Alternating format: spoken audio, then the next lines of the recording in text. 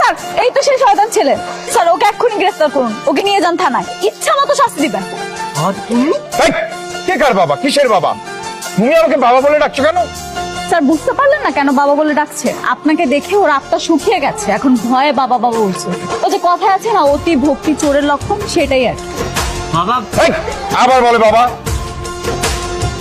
আর আমি কি করেছি আমি তো জানি না, আমার অপরাধটা কি?